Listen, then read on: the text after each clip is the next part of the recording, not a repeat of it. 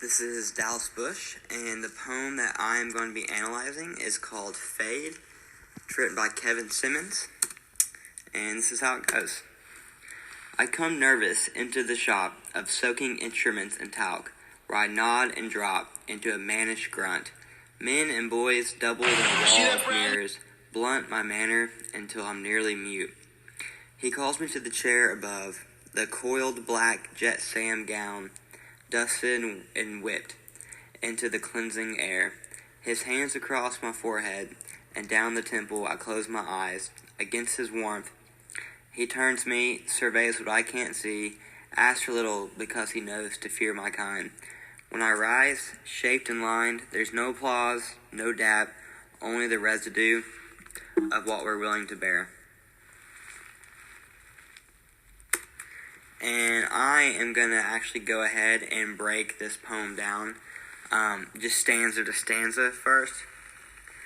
So the first stanza reads, I come nervous into the shop of soaking instruments and talc, where I nod and drop into a mannish grunt. I presume that this is going to be a barber shop because the author mentions soaking instruments and talc. And also, he used the adjective mannish, which is generally used like of a woman having characteristics that are so typically associated with like men, and can be considered unbecoming in a woman. So I think that this person in this poem is either like a woman or a young boy or someone who's not quite a man, essentially. So someone who's either on their way to a man or trying to be one or something like that. Now, the second stanza reads, men and boys doubled in a wall of mirrors, blunt my manner until I'm nearly mute. I believe the men and boys doubled in a wall of mirrors proves the idea that this is a barber shop. When you walk into a barber shop, they have mirrors all the way down the wall, and you can just imagine a bunch of older gentlemen cutting the hair of younger boys in the mirrors. They'd all be doubled. Another thing I like to add as well is it says men and boys, so that kind of also proves my point where I think the person in this poem is like a young boy, perhaps maybe not a woman, but definitely a young boy. And it says, blunt my manner until I'm nearly mute. I think this sets like a somber or maybe even like a nervous feeling as they're walking into this barbershop, which I'll get to the nervous feeling here in just a second. He calls me to the chair above, the coiled black jet sam gown, dusted and whipped into the cleansing air. I couldn't really pull a whole lot from this one, but I did notice, however, that he does not make small talk with his barber, nor does his barber ask what kind of haircuts he wants, or what kind of haircut he wants. So really it's like he's just walking in this barbershop, he's next in line, he jumps up in the chair, and they just go ahead and start the haircut without asking him, what he wants or anything like that. His hands across my forehead and down the temple, I close my eyes against his warmth. Just personally for me, I can honestly say I've never once gone in and got a haircut and just closed my eyes. I think I can speak for most people when I say that I want to see how they're doing. I want to make sure they're doing a good job, not messing anything up. So for him to just kind of close his eyes and look forward, I thought that was a little weird, and it kind of ties back into the somber feeling, which is why I think that this is a boy who has actually entered basic training for the military, or is getting ready to, and he's actually getting his head shaved for the military. I think that explains why the barber didn't ask him what he wanted. They didn't make any small talk. It was just an assembly line of haircuts. And also goes along with the nervous feeling that the boy could be feeling.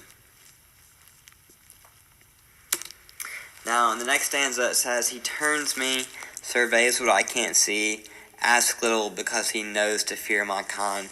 I think here he asks little because it doesn't really matter. He's giving the same haircut to everyone over and over. Or he or she, I should add. They're giving the same haircut to everybody. And so their opinion doesn't really matter, essentially, because it's kind of hard to mess up a buzz cut.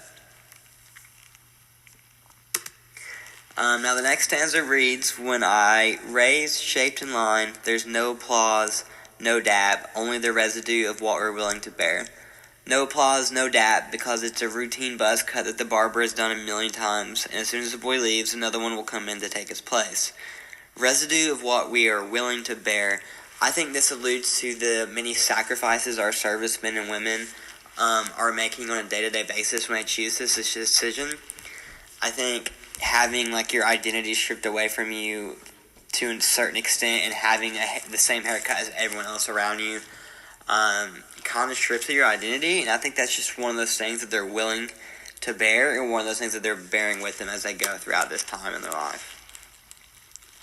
Now, that's the whole poem, but the last thing that I want to talk about is the punctuation and the rhyme pattern. So, really the only rhyme pattern that you can see is in the first stanza. He has shop and drop, so it'd be like an A, B, A, C.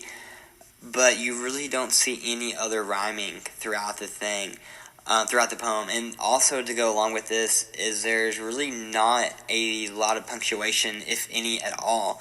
I think this kind of hints at the narrator is like narrator, the boy getting his haircut in the poem. I think that's kind of alluding to he's nervous, he's scatterbrained.